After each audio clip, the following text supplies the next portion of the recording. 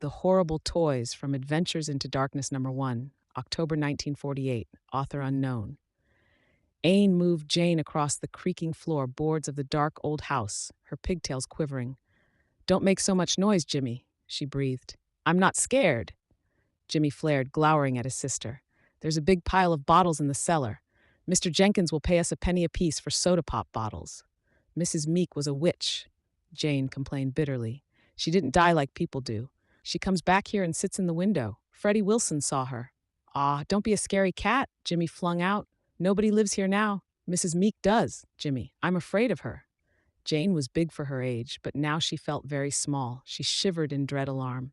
"She comes back. She does," Jimmy started to reply, then froze. "Jane, look, it's a rag doll, right over there by the wall." Jane let out a gasp. The doll sat in the shadows with its back to the wall. It was covered with cobwebs. It had a funny, grinning face, and it wore a calico dress. Sawdust was spilling out of it. Then Jimmy saw the fire engine. All rusty it was, as though it had traveled to its last fire and was now ready for the junk pile. The children didn't hesitate. They went down on their knees in the dust and picked the toys up, their eyes glowing. "Golly, Jimmy, you couldn't buy a doll like this," Jane enthused. "Look how its eyes shine, like it was alive." "Jeepers," Jimmy muttered. "I like old fire engines. This one's all smoked up and everything." Jane let out another gasp. She was feeling the tug now. The doll was twisting, tugging at her, as though it wanted to go somewhere. It wasn't tugging with its arms. Oh, no, it was just a limp rag doll. But Jane could feel the tug. It was like holding a big magnet that tugged, pulled. The fire engine was tugging too. Jimmy, the children followed the tugging. They didn't want to, really, but they were scared not to. "Throw the toys down. Children, get rid of them. Please, children, hurry. Do you want to die?" The witch comes back and sits in the window. "If you don't want to meet her, stay away from that closet." The closet's moldy old door was a little ajar, as though it had a birthday, present surprise for Jimmy and Jane. The toys seemed to want to enter the closet, taking the children with them. It was Jane who threw the door wide. She didn't want to, but she had to obey the doll.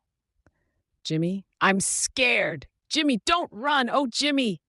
Mrs. Meek stood just inside the closet, with a sickly yellow light flooding down over her.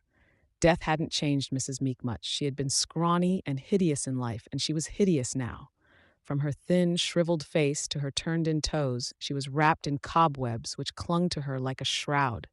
In Mrs. Meek's hideous, shrunken face, two eyes rolled a little to fasten on the children.